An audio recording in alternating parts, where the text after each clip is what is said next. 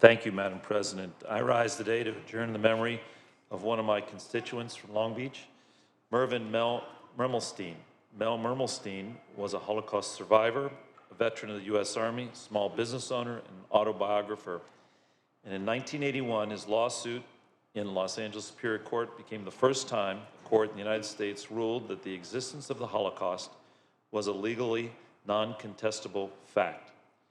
Mel Mermelstein was born in Czechoslovakia on September 25, 1926, to a Jewish family and was one of 4 children. When he was 17, the Nazis forced Mel and his family to leave their home and move into ghettos before being taken to Auschwitz. When they arrived at the concentration camp, his mother was sent to the gas chamber, and his sisters ran to their mother's side. All 3 perished. Later, his father and brother were murdered by the Nazis, leaving Mel as the family's sole survivor.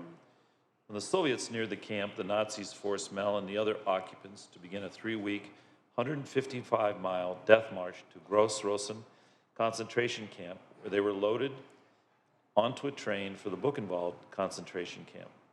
On April 11, 1945, when American soldiers liberated Buchenwald, Mel was 18 years old and weighed 68 pounds.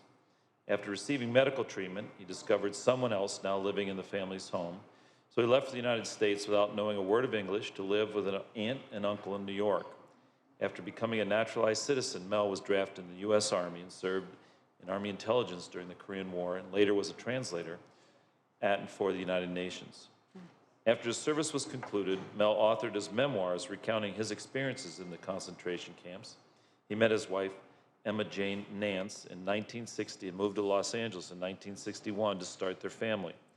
He started a manufacturing company that made wood pallets, employing generations of workers.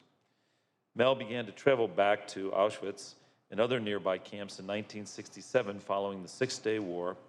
He became determined to ensure the evidence of what happened to his family and the millions of other Jews and others who were killed by the Nazis, that memory was not lost. Mel began speaking to classrooms and school assemblies to educate students and teachers of what he experienced and what accompanied students to Auschwitz, spreading the message of peace, hope, reconciliation, and resilience as long and as well as he possibly could, learning from the history of such a dark period. In 1978, the Institute for Historical Review offered a $50,000 reward for evidence that the Holocaust actually happened. After writing a letter to the editor of the publication, that publication began to target Mel. Mel took the publication to court in 1981, winning a historic case where the judge took judicial notice of the fact that Jews were killed in the gas chambers at Auschwitz and other camps, meaning the crimes of the Nazis were a fact that could not reasonably be subject to dispute. Throughout his journeys to Auschwitz, Mel obtained artifacts and other items such as uniforms, pieces of fencing, and even parts of the Jewish prayer book he found buried near an incinerator, creating an exhibit on his own property where tens of thousands of students toured his exhibit for free. Through collaboration between Auschwitz, the Auschwitz Study Foundation, a nonprofit Mel founded in 1978, and the Chabad Jewish Center in Newport Beach, the Orange County Holocaust Education Center, all those entities will house Mel's collection so that students, teachers, and the public continue to have access. Mel passed away on January 28, 2022 at his home in Long Beach. He was 95.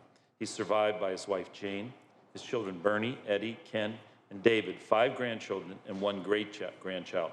I ask that we, the California State Senate, adjourn in memory of this amazing human being.